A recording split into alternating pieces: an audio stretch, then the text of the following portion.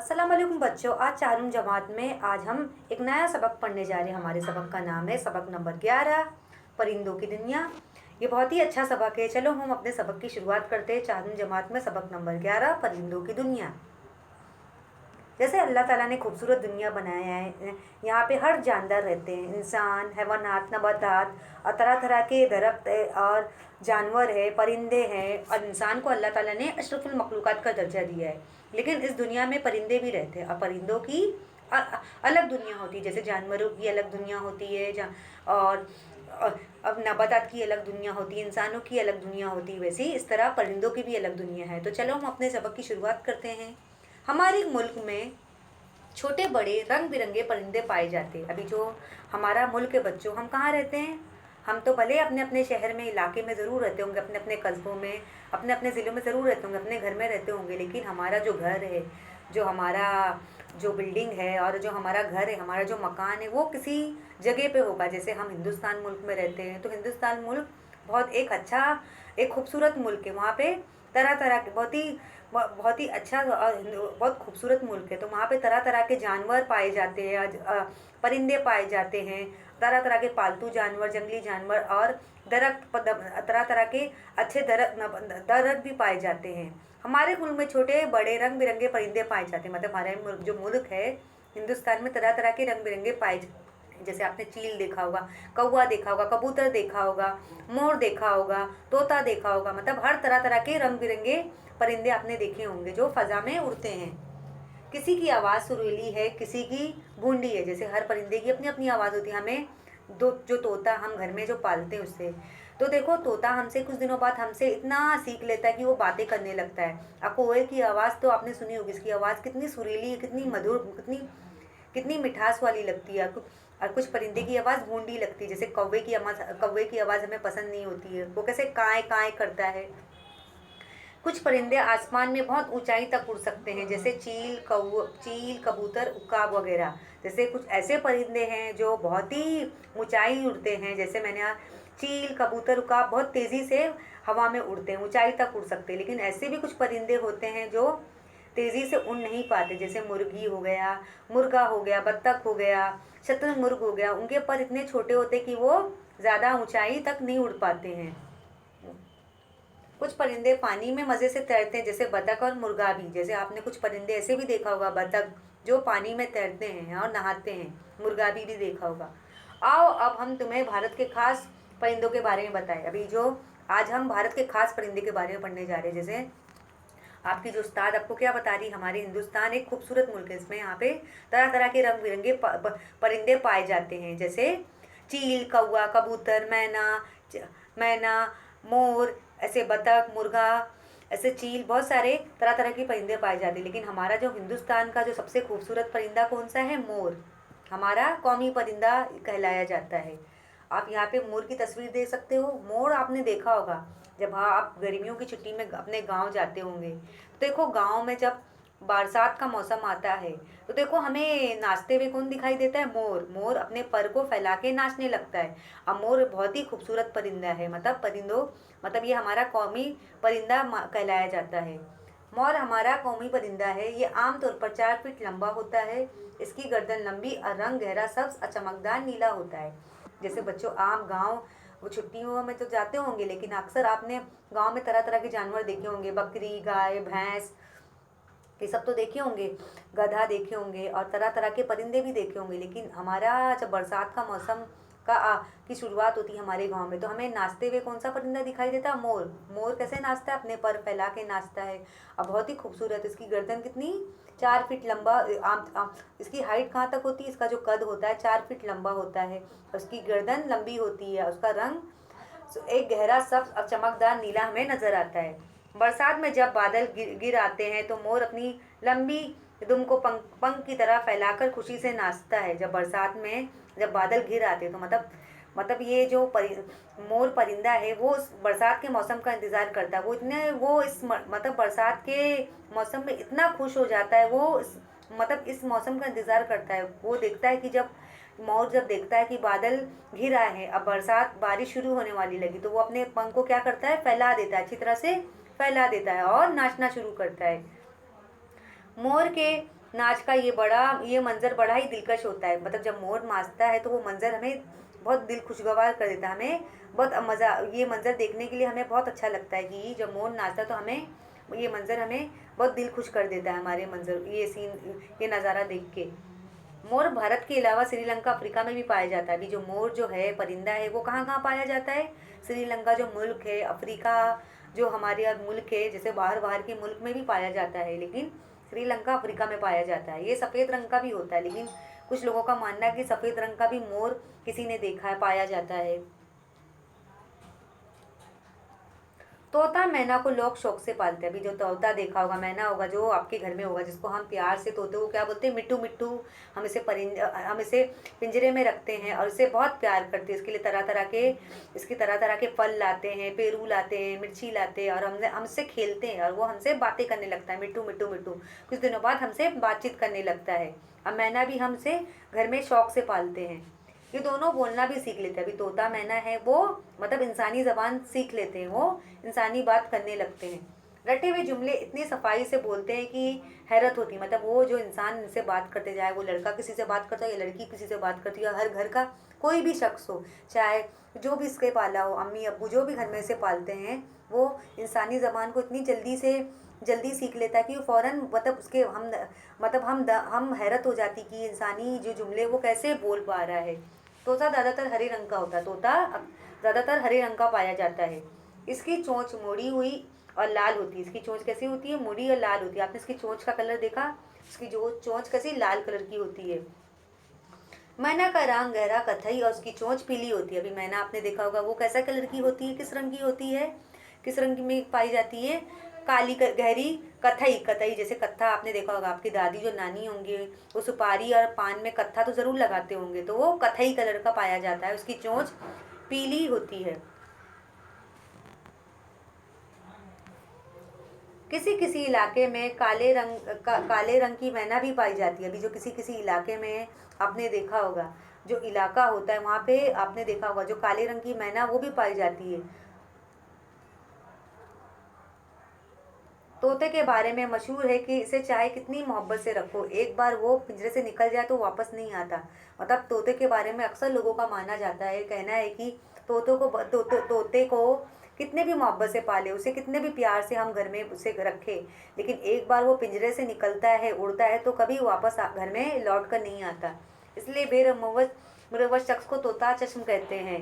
इसलिए बेरमुरवत शख्स को तोता चश्म कहते हैं कि मतलब तो जो जितने भी मतलब लोगों का कहना है, माना जाता है कि जितने भी जो भी लोग इसे पाले हैं, तोते को भले हम प्यार से, नाजों से, प्यार मोहब्बत से, लाड से प्यार करते, उसे खाने की चीज़ें देते हैं, पेरू देते हैं और उसे हम बहुत प्यार करते हैं, उसे खाने पीने का चीज़ें की तरह हर चीज़ का ख्याल रखते हैं और उसे बातचीत भी करते, उसे इंसानी ज़बान भी सिखा देते। लेकिन लोगों का ऐसा माना जाता है अगर तोता एक बार पिंजरे से निकलता है, उड़ने बाहर निकलने के लिए उड़ता है, तो वो कभी घर पे वापस आने का नाम नहीं लेता है। इसीलिए इसे मुरव्वत शख्स को क्या गया है, तोता चश्म कहलाया जाता है, कहते हैं।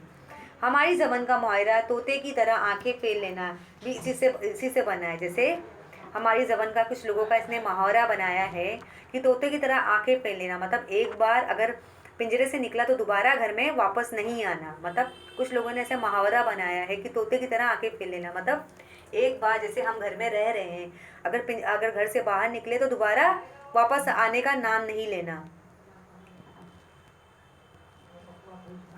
कबूतर को अमन की निशानी समझा जाता है। अभी जो कबूतर है वो उसे अमन की निशानी समझा जाता है। कबूतर जो सुकून, जिसको हम अमन बोलते हैं कि हमारी जो मुल्क में सुकून पैदा करता है। कबूतर के कई रंग और नस्ल के होते हैं, जैसे आपने तरह तरह के कबूतर देखे होंगे, काले देखे होंगे, भूरे देखे होंगे, सफ़ेद देखे होंगे, मतलब उनकी नस्ल भी तरह तरह की होती है। उन परिंदों में से है जो झुंड बनाकर रहते हैं, मतलब आपने कबूतर को तो देखा होगा, कैसे वो रहते हैं, अपना एक झुंड बना लेते, अपना एक ग्रोह बना लेते हैं और वहीं रहते हैं।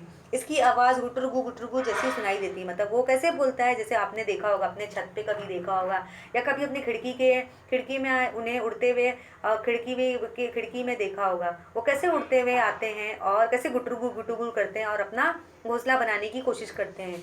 पुराने ज़माने में कबूतर के ज़रिए एक जगह से दूसरी जगह पैगाम भेजने का भी काम लिया जाता था। अभी यहाँ पे जो पुराने ज़माने में जब हमारे इधर ऐसे टेलीफोन मोबाइल ऐसे जो टेक्नोलॉजी है वो इजाद नहीं हुई थी, तो जो बादशाह थे पुराने ज़माने में, जो मार बादशाह थे, वो अगर उन्हें कोई पैगाम भेजना होता था तो वो क्या करते थे, कबूतर के जो उस कबूतर मतलब चिट्ठी लिखते थे और कबूतर के मुंह में उसे बांध देते, कबूतर के गले में बांध देते थे, कबूतर के गले में बांध देते थे, और मतलब एक जगह से दूसरी जगह हमें पैगाम पहुंचाते थे।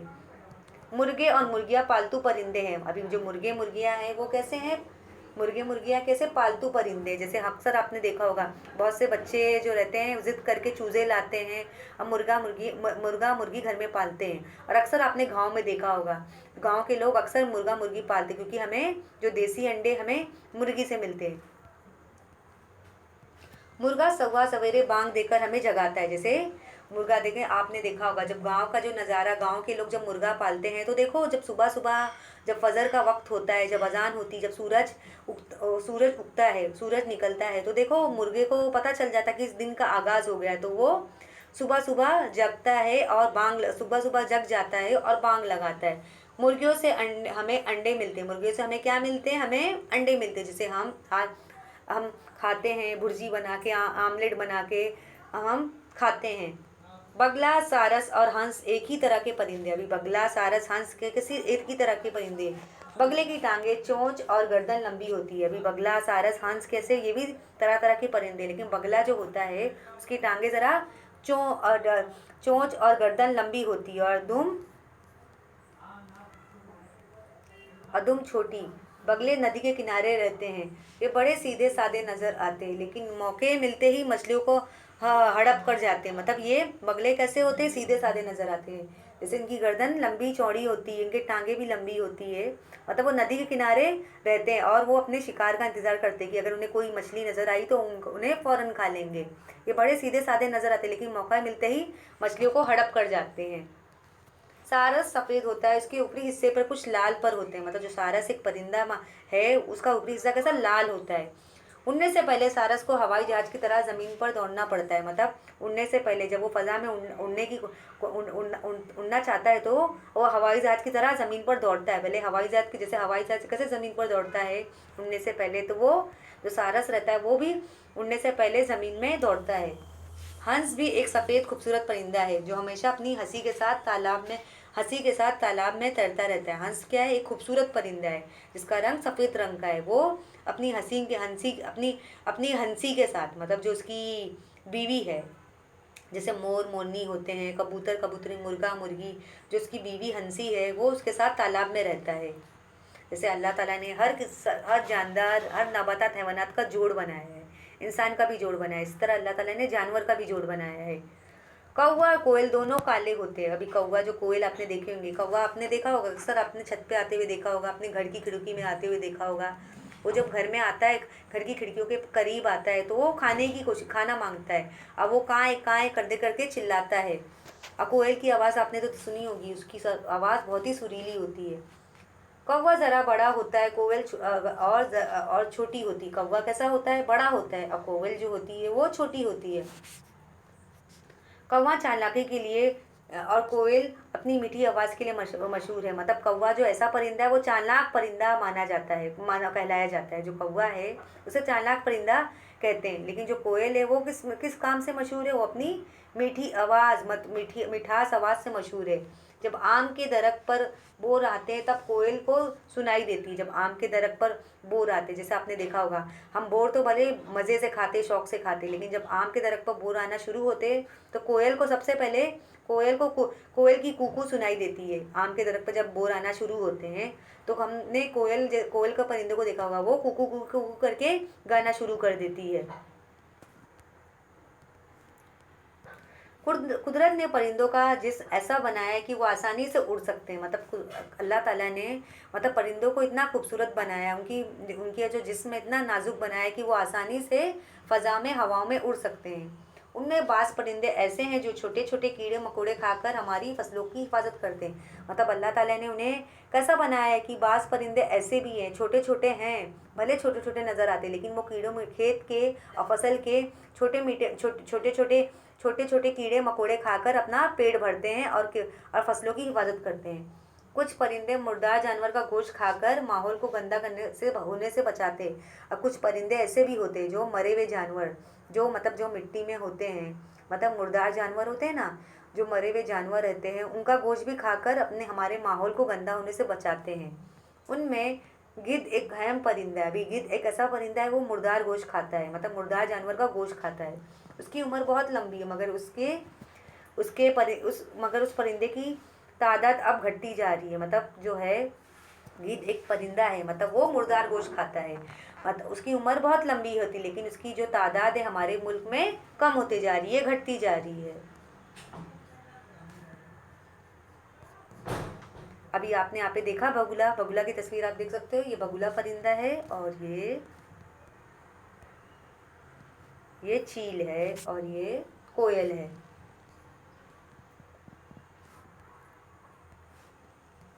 परिंदे आमतौर पर घोंसलों में रहते हैं। परिंदे जैसे हर किसी का घर होता है, जानवर का घर होता है, परिंदे का घर होता है, परिंदों का, इंसानों का घर होता है। तो जानवर तो अपना अपना घर बनाए रहते हैं, लेकिन जो परिंदे वो भी अपना घोंसला बनाए रहते हैं।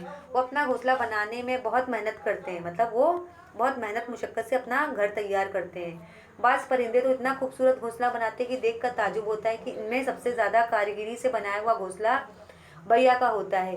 बैया एक छोटा सा परिंदा है। जैसे आपने देखा होगा, बाज़ परिंदे अपने घर को अब इतना खूबसूरत से बनाते हैं कि हमें ऐसा लगता है कि किसी ने बनाया है। जैसे आप बैया के परिंदे को देख सकते हो, वो अपने घर को बहुत ही खूबसूरत से तहरीर करता है। एक दरख्त पर तरह तरह के परिंदे रहते हैं, सबके घोंसलों में की बनावट अलग होती है। मतलब एक दरख्त में तरह तरह के अपने परिंदे रहते हैं, लेकिन सबकी घोंसले का जो कास्ट रहती है, बनावट उनकी अलग होती है। जैसे चिड़ियों का घोंसला अगर तो कौवे का घोंसला अलग होता है, कबूतर का घोंसला अलग होता है, तो उनकी जो बनावट श्रृंगार अलग रहती है। किसी का घोंसला तो टोकरी की तरह, तो किसी का बोतल की तरह होता है। मतलब किसी का घोंसला आपने देखा होगा, कभी टोकरी की तरह नजर आ रहा है, तो किसी का बोतल की तरह नजर आ रहा है। ऐसे परिंदे भी है जो अपनी लंबी चोंच से दरख्त के तने में सुराख करके अपना घर बनाते हैं। मतलब अल्लाह ताला ने ऐसे परिंदे भी बनाए हैं जो क्या करते हैं, पेड़ों पे क्या करते हैं, पूरा मतलब एक पेड़ों पे क्या करते हैं, जैसे कुछ परिंदे ऐसे भी होते हैं, वो क्या करते हैं, ऐसे पेड़ों पे क्या करते हैं, सुराख करते हैं और वहाँ पे अपना घर बनाते हैं। जैसे आपने गिलहरी को देखा होगा, और ऐसे परिंदे होंगे वो अपना घर बना के पेड़ों पे रहते हैं। बच्चों ज़रा सोचो कि इन खूबसूरत परिंदों के बगैर दुनिया कैसी लगती है। मतलब ज़रा सोचिए, अल्लाह ताला ने दुनिया तो बनाई है, लेकिन दुनिया में हर चीज़ बनाई है, कायनात में जितनी भी है। जैसे अल्लाह ताला ने चांद सितारे बनाए, कुदरती मनाजिर बनाए, हैवानात नबातात बनाए, और इंसान को अशरफुल मखलूक़ात का दर्जा दिया है। लेकिन ज़रा सोचिए बच्चों, अगर हमारी दुनिया जो है, अल्लाह ताला ने जो हमारी खूबसूरत दुनिया बनाया है, जो हमारा रब्बुल आलमीन हमारे कायनात का मालिक है, सूरज चाँद सितारे पेड़ पौधे पहाड़ नबातात हैवानात, सबका मालिक हमारा रब्बुल आलमीन है, जिसने सारे कुदरती मनाजिर अल्लाह ताला ने बनाए हैं। और उसने इंसान को अशरफुल मखलूक़ात का दर्जा दिया है कि हमें इस दुनिया में, हम इम्तिहान के लिए आए कि हमें दुनिया में और आखिरत, दुनिया में अच्छे काम करके हमें आखिरत में जगह बनानी है और हमें जन्नत हासिल करनी है। तो ज़रा बच्चों सोचिए, अगर इस दुनिया में अगर खूबसूरत परिंदे अल्लाह ताला नहीं बनाता, अगर उसे पैदा नहीं करता, बनाता नहीं, तो हमारी दुनिया कैसी हो जाती, कैसी अजीब लगती। परिंदों के बगैर हमें सूनी सूनी लगती है। आज हमारी टेक्नोलॉजी में भले खिलौने आ गए हैं, गेम्स आ गए, लेकिन हमारा मतलब हमारी मतलब दुनिया की रौनक क्या है, परिंदे जानवर जो नबातात हैवानात है, हमारी दुनिया की रौनक है। नाचता मोर कोकती कोयल, बोलते तोता मैना, पानी में तैरती बतखें, हवा में उड़ते कबूतर, चहकती चिड़िया देखकर कितना मज़ा आता है। मतलब नाचता मोर, हमें गांव में जब हम जाते हैं, नाचते हुए मोर को, और कोकती कोयल, और बोलते हुए तैरता तो बोलते जब, और कोकती कोयल जब वो कुकू कुकू करके आवाज़ निकालती है, और तोता जब हमसे बातें करता है, मिठू मिठू बातें करता है, मीठी मीठी बातें करता है, पानी में तैरती बतखें हमें नज़र आती है, हवा में उड़ते कबूतर हमें नज़र आते हैं, चहकती चिड़ियाओं की आवाज़ हमें कितनी अच्छी लगती है। ये परिंदे हमारे माहौल को खुशगवार बनाते हैं, हमारा फ़र्ज़ है कि हम इनकी हिफाजत करें। ये परिंदे हमारे माहौल को क्या बनाते हैं, खुशगवार, हमें चार चांद लगाते हैं, हमें हमारे हमारे माहौल को खूबसूरत बनाते, लेकिन हमारा फ़र्ज़ पड़ता है कि हमें इनकी हिफाज़त करनी चाहिए, हमें इनकी केयर, हमें इनकी परवाह करनी चाहिए, हमें उन्हें मतलब उन्हें भगाना चाहिए, झिड़काना नहीं चाहिए, हमें उनकी चीज़ों का ख्याल रखना चाहिए। हमें कभी कभी हमें देखो, आपने देखा होगा, आप छत पे अक्सर दाना डाल देना चाहिए, अनाज मतलब जो बारीक बारीक अनाज के दाने आते हैं, जो आते हैं उन्हें दे दे, मतलब छत पे डाल देना चाहिए, ताकि ये जो है, ये जो परिंदे हैं मतलब उसे अपने अपने जो परिंदे अपनी ग़िज़ा के तौर पर दाने का इस्तेमाल करें। तो हमें परिंदों की हिफाज़त करनी चाहिए। इस सबक के हम मायने भी ज़रा देख लेते हैं। मायने क्या है? सुरीली कानों को भनने लगी, मतलब जिसकी आवाज़ हमें बहुत पसंद आती है, उकाब एक शिकारी परिंदा जिसका हम शिकार करते हैं। तो बच्चों, चारुम जमात में आज हमने सबक नंबर 11 परिंदों की दुनिया के बारे में पढ़ा। अगर मेरा लेसन आपको पसंद आया हो तो मेरे चैनल को ज़रूर शेयर कीजिए, सब्सक्राइब कीजिए। शुक्रिया।